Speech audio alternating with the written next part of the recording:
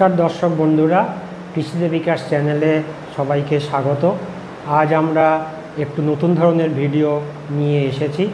আমরা যে ভিডিওগুলি এ পর্যন্ত আপনাদের সামনে নিয়ে এসেছিলাম কৃষি প্রযুক্তির উপরে, সেই ভিডিওগুলোর পরিপ্রেক্ষিতে আপনাদের যে দারুণ সাড়া পেয়েছি, বিভিন্ন রকমভাবে প্রশ্ন করে, বিভিন্ন রকমভাবে মেসেজ করে এবং ফোনে যোগাযোগ করে আপনারা যেমনভাবে কৃষি কাজকে নিজেদের সুন্দরভাবে চিন্তাভাবনা বাড়িয়ে সামনে নিয়ে যাওয়ার জন্য এসেছেন এগিয়ে, তাতে আমরা সত্যি খুব আনন্দিত, আপ্লুত এবং আমরা দৃঢ় প্রতিজ্ঞ যে এই রকমভাবে আপনারা আমরা সবাই মিলে আমাদের কৃষক বন্ধুদের স্বার্থে কৃষিকে আমরা ভালোভাবে নতুনভাবে সাজিয়ে সামনের দিকে এগিয়ে নিয়ে যেতে পারবো। যাই হোক, আর বেশি সময় নষ্ট না করে চলুন আমরা ভিডিওর দিকেই এগোই। আমাদের অনেক প্রশ্ন এসেছে এ পর্যন্ত, কিন্তু সময়ের সীমাবদ্ধতার জন্য আমরা সব প্রশ্নের উত্তর আজ দিতে পারবো না এখানে, বা আপনাদের ধারণা পরিষ্কার করার চেষ্টা করব, কিন্তু সব প্রশ্ন আমরা নিয়ে আসতে পারবো না। আগামী দিনে আমরা চেষ্টা করব এই রকমভাবে ধারাবাহিকভাবে কিছু কিছু প্রশ্ন, আপনাদেরই করা প্রশ্ন, আমরা যদি আলোচনাক্রমে ধারণা পরিষ্কার করতে পারি তাহলে আমরা আরও ভালোভাবেই কৃষিকাজকে সামনে এগিয়ে নিয়ে যেতে পারবো কম খরচে, লাভজনকভাবে, এবং সেটাই আমাদের লক্ষ্য। প্রথম একটি প্রশ্ন আমাদের একজন দর্শক বন্ধু করেছিলেন যে ফসলের জমিতে বথু আগাছা আমরা কিভাবে দমন করতে পারবো। দেখুন, বথু একটা আগাছা, এটা চওড়া পাতার একটা গাছ, এবং আমরা সবাই জানি এটা পাট গাছ, তারপরে গম, তারপরে সর্ষে, আলুর জমিতে বা অন্যান্য সবজি এবং বিভিন্ন ফসলের জমিতে যেখানে জল জমে থাকে না সেই রকম ফসলের ক্ষেতে কিন্তু এই আগাছা দেখা যায়। এই আগাছাটিকে একটি যখন গাছ নরম থাকে বা ছোট থাকে তখন উপাদেয় এবং বেশ পুষ্টিগুণে সমৃদ্ধ একটি সবজি হিসাবেও ব্যবহার আমরা করে থাকি।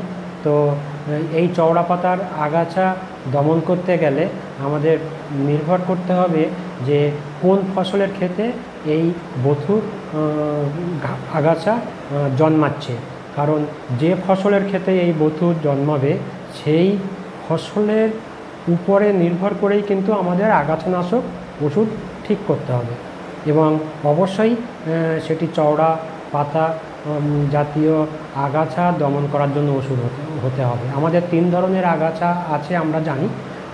একটি হচ্ছে ঘাস, এক শ্রেণীর আগাছা ঘাস জাতীয়, যেটা বিভিন্ন রকমের ঘাসের মধ্যে পড়ে, তাদের পাতাগুলি সরু হয়, এবং আর এক শ্রেণীর আগাছা যারা চওড়া পাতার বা বড় পাতা হয় তাদের, এই বথু সেই শ্রেণীর মধ্যেই পড়ে। আর মুথা জাতীয় আগাছা এটা 3য় শ্রেণীর মধ্যে পড়ে। তো এই এক একটা শ্রেণীর আগাছা দমন করতে গেলে এক এক রকমের আগাছানাশক ওষুধ আমরা ব্যবহার করব, এবং এই আগাছাগুলি যে ফসলের জমিতে আছে সেই ফসলের জন্য নির্বাচিত আগাছানাশক ওষুধ কিন্তু আমাদের ব্যবহার করতে হবে।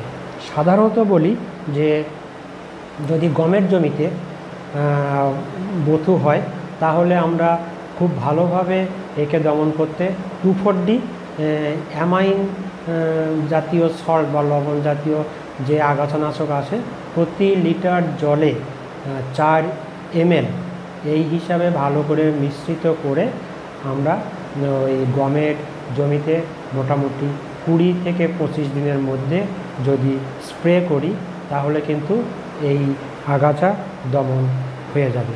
একই রকমভাবে আখের জমিতে বা অন্যান্য জমিতে যখন এই বথুর উপদ্রব হবে বা বথু গাছ জন্মাবে তখন কিন্তু আমরা অন্যান্য আগাছানাশক যেমন প্যারাকোয়াট, এবং যখন ফলের বাগানে বথু হবে তখন সেখানে গ্লাইফোসেট প্রতি লিটার জলে 4 থেকে 5 ml ভালো করে মিশিয়ে শুধু ঘাসের উপরে বা বথু গাছের উপরে কিন্তু স্প্রে করতে হবে, মাথায় রাখতে হবে সেক্ষেত্রে, যাতে ফসলের গাছের গায়ে বা পাতায় আগাছানাশক না লাগে।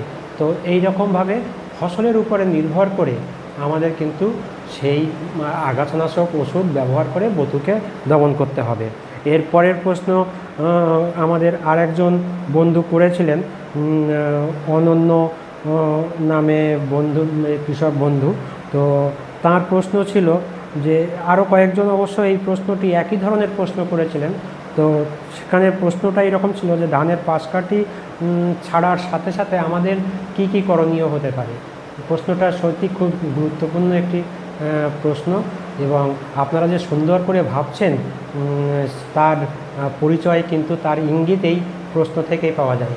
যে ধানের পাশকাঠি যত ভালো ছাড়বে এবং পাশকাঠি যত মোটা হবে, পাতার সংখ্যা প্রত্যেকটা পাশকাঠিতে যত বেশি হবে, ততই কিন্তু আমাদের শীষের সংখ্যা বাড়বে, প্রত্যেকটা শীষে মোটা দানার সংখ্যাও বাড়বে এবং তাতে বীজের ওজন বাড়বে এবং আমাদের ফলন বেশি হবে। তবে এই পাশকাঠি ছাড়াটা কিন্তু সাংঘাতিক রকমের একটা বৈজ্ঞানিক পদ্ধতি মেনেই কিন্তু হয়। যে ধরুন আমাদের এই হচ্ছে ধান গাছের যে মূল কাণ্ডটা, একেবারে মাঝের যে গাছটা, এখানে হচ্ছে চওড়া পাতা বা মূল পাতাটা এখানে হবে। এই গাছ, এটা কাণ্ড, এই কাণ্ডের গায়ে একটা নির্দিষ্ট দূরে দূরে কিন্তু পর্ব থাকে এবং প্রত্যেকটা পর্ব থেকে একটা করে মুকুল বেরোবে, একটা করে পাতা বেরোবে এবং কিছু মূল বেরোবে, শিকড় বেরোবে।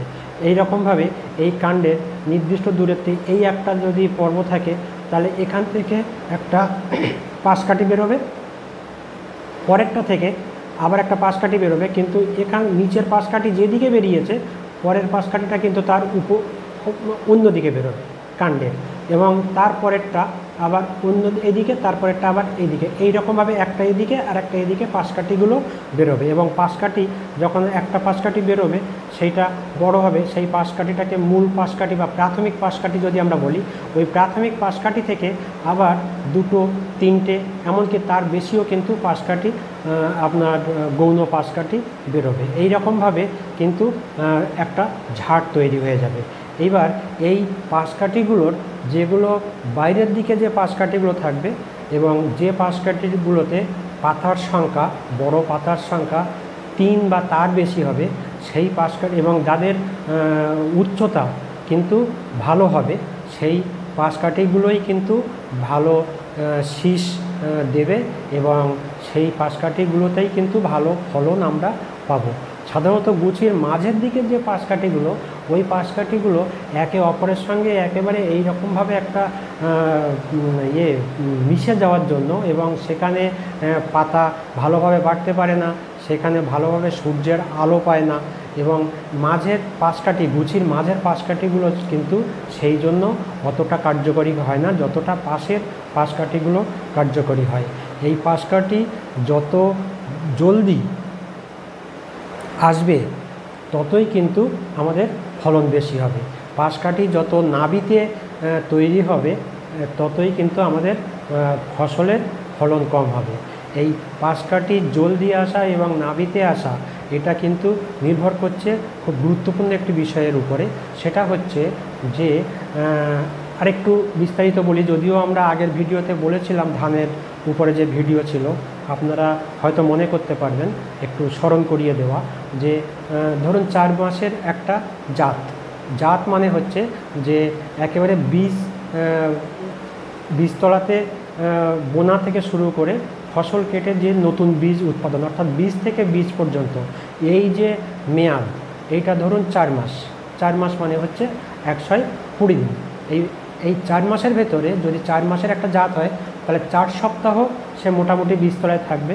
এটা হচ্ছে বর্ষাকালে বা গরমের দিনের হিসাবে বললাম। শীতকালে হয়তো আরও 10 দিন বেশি থাকবে বীজতলাতে, তাহলে মোটামুটি 1 মাস ধরুন ওখানেই গেল কম করে।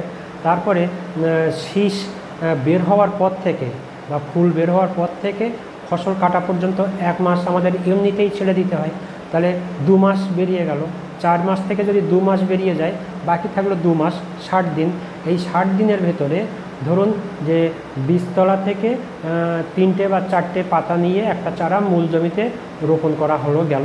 এবার মূল জমিতে বসানোর পরে যদি ঠিক করে বসানো হয় তাহলে মূল জমির মাটি ধরতে এবং পাশকাঠি ছাড়তে শুরু করতে বা নতুন পাতা উৎপাদন শুরু করতে মোটামুটি 15 দিন অবশ্যই টাইম কিন্তু দিতে হয়। এই 15 দিন আবার আমাদের ভুলের জন্য সেটা আরও বেশি হয়। কীরকম, যে চারা রোপণ করার জন্য ভালো করে কাদা তৈরি করা হয়। এইবার চাষ বেশি দিয়ে কাদা তৈরি করলে তখন কি হয়, আমরা যেহেতু মুনিশ দিয়ে বা শ্রমিক দিয়ে আমরা চারাগুলো রোপণের কাজ করি ধানের, সেক্ষেত্রে ওই শ্রমিকদের কিন্তু নিয়ন্ত্রণের বাইরে থাকে। যে যত ভালো আপনি কাদা করে দেবেন জমিতে, তত কিন্তু ওই চারা মাটির মধ্যে বেশি পুঁতে লাগানো হয়ে যাবে, এবং যত বেশি চারা মাটিতে পুঁতে লাগানো হয়ে যাবে তত কিন্তু বীজতলা থেকে চারা যে পাতাগুলো নিয়ে এসেছিল সেই পাতাগুলো মাটির ভেতরে পোঁতা হয়ে যাওয়ার জন্য নষ্ট হয়ে যাবে, পচে যাবে। তখন ধান গাছেরই একমাত্র ক্ষমতা আছে আবার নতুন করে চারা তৈরি করে, নতুন করে আবার একটু উপর থেকে মাটির লাগোয়া থেকে জায়গা থেকে লেভেল থেকে শিকড় তৈরি করে আবার নতুন পাতা তৈরি করতে পারে, এবং আবার পাশকাঠি ছেড়ে আবার আমাদেরকে কিন্তু সেই রকমভাবে ফলন দিতে পারে। তো এক্ষেত্রে কি হয়, এই রকমভাবে বেশি পুঁতে লাগানোর জন্য এখানে বেশি সময়, 15 দিন কেন, সেখানে 20-25 দিনেরও কিন্তু বেশি সময় লেগে যায় যে একটা চারার মূল জমিতে এসে মাটি ধরতে। তারপরে তো পাশকাঠি তৈরি করা, তারপরে তো পরবর্তী ব্যাপারগুলো সব ঘটবে। তো এখানে কিন্তু আরও 15-20 দিন টাইম বেরিয়ে যায়। তাহলে যে 60 দিন ছিল, 60 দিনের ভিতরে 15 দিন তাহলে বেরিয়ে গেলে থাকে 45 দিন। এইটা আমাদের ভুলের জন্য যদি আরও 10 দিন বেশি বেরিয়ে গেল, তাহলে আমাদের খুব বেশি হলে ওই 30 থেকে 40 দিন হাতে থাকে, যে সময়টা কিন্তু খুব কার্যকরী সময়। কারণ এই সময় একটা গাছ থেকে, চারা থেকে পাশকাঠি বেরোবে, ঝাড় হবে, পাতার সংখ্যা বেশি হবে, গুছি মোটা হবে এবং পাশকাঠিও মোটা হবে, পাশকাঠি কার্যকরী হবে এবং সেখানে শীষ তৈরি হবে, সেখানে বীজ তৈরি হবে, তারপরে বীজ পুষ্ট হবে, দানা পুষ্ট হবে, ফলন বেশি হবে, ইত্যাদি ইত্যাদি। তাহলে এই সময়টা, এই 30, 35 বা 40 দিন যে সময়টা পাওয়া যাচ্ছে পাশকাঠি তৈরি করার জন্য, এই সময়টা যাতে সঠিক করে দেওয়া যায় তার জন্য ঠিক সময়ে আমাদের বীজতলা থেকে চারাটা নিয়ে মূল জমিতে রোপণ করতে হবে, এবং কাদা বা লাগানো, চারা বসানো, এটা যাতে ঠিক করে হয় সেই দিকে মাথায় রেখে কিন্তু আমাদেরকে এই জিনিসটা যা বললাম করতে হবে। এর সঙ্গে আর একটা জিনিস, সেটা হচ্ছে যে একটা সারিতে, লাইনে একটা গুছি থেকে আর একটা গুছির যে দূরত্ব, এই দূরত্বটা কিন্তু সঠিক রাখতে হবে। কারণ যত ঘন বসানো হবে তত কিন্তু পাশকাঠি, কার্যকরী পাশকাঠির সংখ্যা কমে যাবে, এবং সঠিক দূরত্বে যদি একটা চারা থেকে আর একটা চারা বসানো হয় বা একটা গুছি থেকে আর একটা গুছি দূরত্ব হয়, তাহলে সেখানে কিন্তু পাশকাঠি, কার্যকরী পাশকাঠির সংখ্যা বাড়বে, পাশকাঠির বাড়ন্ত ভালো হবে এবং আমাদের ফলনে কিন্তু সেখানে আমরা বেশি পেতে পারবো। তাহলে এই পাশকাঠি ছাড়ার যেটা বললাম, এর সঙ্গে সঙ্গে আর একটা গুরুত্বপূর্ণ বিষয় হচ্ছে যে সার কী করে প্রয়োগ করা হচ্ছে। বিশেষ করে ফসফেট সার যদি সঠিক সময়ে এবং সঠিক পরিমাণে প্রয়োগ করা হয়, তাহলে যে গাছের শিকড়ের বাড়ন্ত ভালো হয়, এবং পাশাপাশি দেখা গেছে যে পাশকাঠি দ্রুত এবং খুব জলদি গাছে তৈরি হয় এবং পাশকাঠির বাড়ন্ত ভালো হয়, এবং সেই পাশকাঠিতে কিন্তু যে শীষের বীজের ওজন অনেক বেশি হতে দেখা যায়। তাছাড়া ফসফেট সার সঠিক মাত্রায় এবং সঠিক সময়ে প্রয়োগ করলে এটাও দেখা গেছে যে যখন শীষ বেরোয় তখন কি হয়, অনেক সময় আমরা দেখি না যে শীষ খুব অনিয়মিত বেরোচ্ছে, অর্থাৎ শীষ বেরোতে হয়তো 10-15 দিন সময় লেগে যাচ্ছে, এখানে একটা ওখানে একটা এই করতে একই সময়ে ঝেড়ে শীষটা বেরোচ্ছে না। কিন্তু ফসফেট এবং নাইট্রোজেন সারের যদি সঠিক মাত্রায় সঠিক পরিমাণে দেওয়া হয়, সঠিক সময়ে দেওয়া হয়, তাহলে কিন্তু এই শীষ বেরোনোর ব্যাপারটা ঝেড়ে একই সময়ে অধিকাংশ শীষ কিন্তু বেরিয়ে যায়। তো এই সার প্রয়োগ করাও কিন্তু খুব গুরুত্বপূর্ণ একটি বিষয়। জিনিসটা মাথায় রাখতে হবে যে বিশেষ করে পাশকাঠির সংখ্যা বাড়ানো, পাশকাঠির ঠিক সময়ে আসা এবং পাশকাঠির বাড়ন্ত এইসব ব্যাপারগুলোর জন্য। সুতরাং এই পাশকাঠি যে যত বেশি পরিমাণে তৈরি হবে, যত জলদি তৈরি হবে এবং পাশকাঠির মধ্যে কার্যকরী পাশকাঠির সংখ্যা যত বাড়বে, সেই দিকে আমাদের মাথায় রাখতে হবে। তার জন্য আমাদের এই রকমভাবে বিজ্ঞানসম্মতভাবে একটু ভালো চিন্তাভাবনা নিয়ে, প্রযুক্তিগত চিন্তাভাবনা নিয়ে আমাদের এগোতে হবে। যদি এর বাইরেও আরও কিছু জিজ্ঞাসা থাকে, আপনারা অবশ্যই এই বিষয়ে প্রশ্ন করবেন, মেসেজ করবেন বা যোগাযোগ করবেন। হোয়াটসঅ্যাপ নাম্বার এটা আপনারা চ্যানেলেই পেয়ে যাবেন এবং এছাড়া যদি আপনারা ফোন নাম্বার চাইলে ওই হোয়াটসঅ্যাপ নাম্বারেই ফোন করতে পারেন। আর একবার আমি বলে দিই, 7431810226 এই হচ্ছে নাম্বার, আপনারা যোগাযোগ করবেন। সবসময় আপনাদের স্বাগতম। এরপরে আমরা বলি যে আরেকটি প্রশ্ন ছিল, আমাদের একজন কৃষক বন্ধু করেছিলেন, যে তার নামটি আমরা জানতে পারিনি কারণ তিনি তার চ্যানেল থেকেই বোধহয় প্রশ্নটা করেছিলেন। তো ভুট্টার আগাছানাশক হিসাবে কি ওষুধ ব্যবহার করা যেতে পারে? দেখুন, আমরা ওই ভুট্টার ভিডিওতে বলেছিলাম, তবুও আরেকটু বলি। বিশেষ করে ভুট্টার ভেতরে গাছে ফসলের ক্ষেতে চওড়া, তারপর পাতার ঘাস জাতীয় পাতার এবং মুথা জাতীয় গাছ, সমস্ত রকমের আগাছাই কিন্তু হয়। সাধারণত চওড়া পাতা এবং ঘাস জাতীয় সবচেয়ে বেশি হয়, তবে এই রকমভাবে কিছু বলা যায় না। মুথার আক্রমণও কিন্তু যদি একবার জমিতে শুরু হয়, সাংঘাতিক রকমভাবে আক্রমণও হয় এবং আগাছা এত বেশি ফসলের ক্ষতি করে যে সেটা আমরা ভাবতেই পারি না। আমরা সাধারণত রোগ বা পোকার আক্রমণ হলে সরাসরি চোখে দেখতে পাই, ওই জন্য বুঝতে পারি যে ফসলের ক্ষতি হচ্ছে, কিন্তু আগাছার ক্ষেত্রে তো আমরা সেই রকমভাবে বুঝতে পারি না, তার প্রভাবটা ফলনের উপরে পড়ে। সেই জন্যই আমরা শুধু পরে তার ফল পাই, কিন্তু প্রথমে আমরা বুঝতে পারি না। কিন্তু আমরা এটা জানি না যে সমস্ত রোগ বা পোকার আক্রমণে ফসলের ফলনের যা ক্ষতি হয়, তার মধ্যে সবচেয়ে বেশি ক্ষতি হয় কিন্তু এই আগাছার আক্রমণ থেকে। এইবার ভুট্টার ক্ষেত্রে আমরা অনেকগুলো ওষুধ এই আগাছানাশক ব্যবহার করতে পারি। অ্যাট্রাজিন 4 ml প্রতি লিটার জলে, এটা বীজ বোনার কয়েকদিনের মধ্যে, অথবা 2,4-D, এটা 5 থেকে 6 ml প্রতি লিটার জলে, এটা বীজ বোনার 15 থেকে 25 দিনের মধ্যে আমরা ব্যবহার করতে পারি। এতে খুব ভালোভাবেই আগাছা দমন করা সম্ভব হবে। এছাড়া এখন নতুন কিছু খুব সুন্দর, খুব ভালো কার্যকরী আগাছানাশক পাওয়া যায়, বিশেষ করে হ্যালোসালফিউরন। এছাড়া আপনারা পাবেন টোফ্রামেজন, টেম্বুট্রিয়ন। এগুলো খুব কার্যকরী নতুন আগাছানাশক। এদের মাত্রা বা পরিমাণ সুপারিশ করা হয় খুব কম পরিমাণে, এবং এগুলো ব্যবহার করার সময় আপনারা অবশ্যই বিশেষজ্ঞের পরামর্শ নিয়ে বা জেনে, বা আমার সঙ্গেও যদি সম্ভব হয় যোগাযোগ করে এদের পরিমাণ ঠিক করে, লিটার প্রতি কত ml দরকার হবে বা দিতে হবে, প্রয়োগ করতে হবে, সেইভাবে ঠিক করে তবেই কিন্তু আপনারা এগুলোতে ভুট্টা গাছে ব্যবহার করবেন। তবে সাধারণত টেম্বুট্রিয়ন বা টোফ্রামেজন খুবই ভালো ওষুধ। বিশেষ করে টোফ্রামেজন 67.5 গ্রাম পার হেক্টর কার্যকরী ওষুধ, আবার টেম্বুট্রিয়ন 25.2 গ্রাম পার হেক্টর কার্যকরী।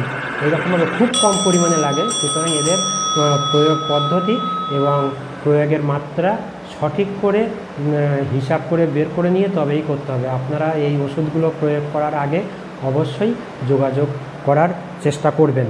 এছাড়া এই ওষুধগুলো প্রয়োগ করার সঙ্গে সঙ্গে খুব ভালো কাজ হয়। খুব ভালো ফলন পেতে গেলে এই ওষুধগুলো প্রয়োগ করলেন। ওষুধগুলো তিন ধরনের হয়। একটা হচ্ছে বোনার ঠিক পরপরেই প্রয়োগ করা যায়, আর একটা হচ্ছে বোনার 15 থেকে 20 দিনের মধ্যে প্রয়োগ করা যায়, আর একটা হচ্ছে বীজ বোনার 30 থেকে 35 দিনের মধ্যে কিন্তু প্রয়োগ করা যায়। তবে এই ওষুধ প্রয়োগ করার সঙ্গে সঙ্গে মোটামুটি 40 দিনের বীজ বোনার 40 দিনের মাথায় আর একবার যদি হাত নিড়ানি দেওয়া হয় তাহলে সেটাই সবচেয়ে কার্যকরী আগাছা দমনের পদ্ধতি বলেই কিন্তু আমরা ভুট্টাতে সুপারিশ করি। যাই হোক, এই হচ্ছে সংক্ষেপে বলার চেষ্টা করলাম এই প্রশ্নের উত্তরে। আর একজন বন্ধু প্রশ্ন করেছিলেন যে ইনসেকটিসাইড, ফাঙ্গিসাইড অর্থাৎ ছত্রাকনাশক, আবার রোগের ওষুধ, আবার পোকা দমনের ওষুধ, কীটশত্রুর ওষুধ এবং অনুখাদ্য মাইক্রোনিউট্রিয়েন্টস এগুলো একসঙ্গে মিশিয়ে প্রয়োগ করা যায় কি না? আমি বলবো কখনোই করবেন না। কারণ যে কৃষি উপকরণগুলো বিশেষ করে ফসলের প্রয়োজনে একসঙ্গে প্রয়োগ করে প্রয়োগ করা যায় এবং কোনো রকমে তাতে ক্ষতি না হয়, ফলনের ক্ষতি না হয় বা অন্যান্য পরিবেশগত এবং মাটির ক্ষতি না হয়, সেই জন্যই কিন্তু সেইগুলোই শুধু সুপারিশ করা হয়। সুতরাং সুপারিশ না করা হলে বা বিশেষজ্ঞের পরামর্শ না নিয়ে এই রকমভাবে একটি উপকরণের সঙ্গে আরেকটি উপকরণ কখনোই মিশাবেন না। এতে কিন্তু একটি উপকরণের কার্যকরী ক্ষমতা বা কার্যকারিতা কিন্তু কম হয়ে যায় এবং অনেক ক্ষেত্রে কিন্তু বিষক্রিয়া বা অন্যরকম ক্ষতি হতে পারে। তাতে আপনার অযথা খরচ হবে, আপনি কার্যকারিতা পাবেন না। সুতরাং সবচেয়ে ভালো হচ্ছে যেগুলো মিশ্রিত অবস্থায় সুপারিশ করা হয় সেগুলো সেই রকমভাবে প্রয়োগ করুন, বাকিগুলো এককভাবে আপনারা প্রয়োগ করুন।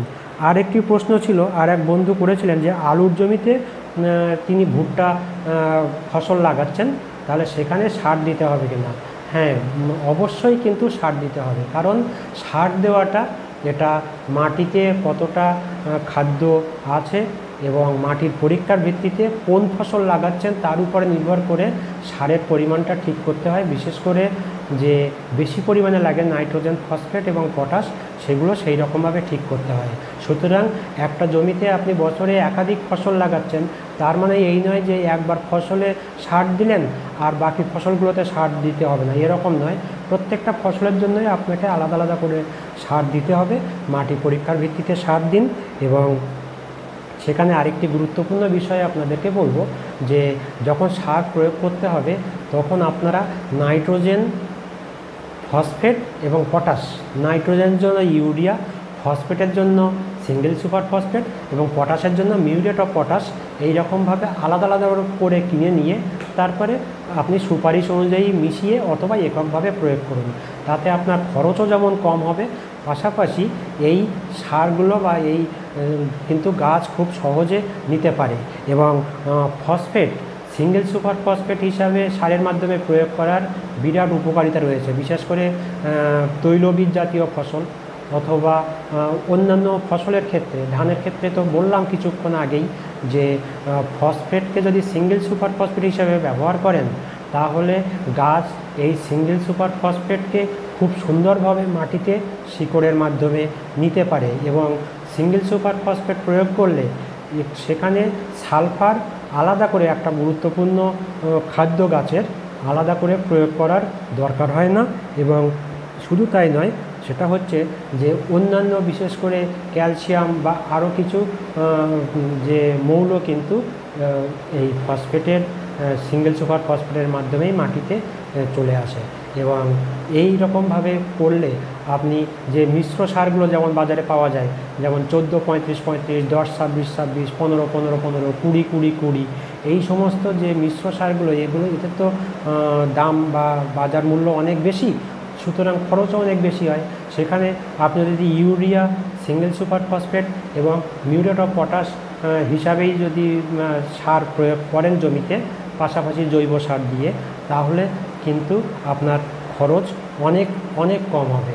সুতরাং এই রকমভাবেই আমাদেরকে ভাবতে হবে এবং আপনারাও সেই রকমভাবেই করার চেষ্টা করুন। যাই হোক বন্ধুরা, সময়ের সংক্ষিপ্ততার জন্য, সীমাবদ্ধতার জন্য আর বেশি প্রশ্ন আমরা আজ নিতে পারছি না, কিন্তু অনেক প্রশ্নই আমাদের কাছে আছে। পরবর্তী ধারাবাহিক পর্বে আবার আমরা আসব।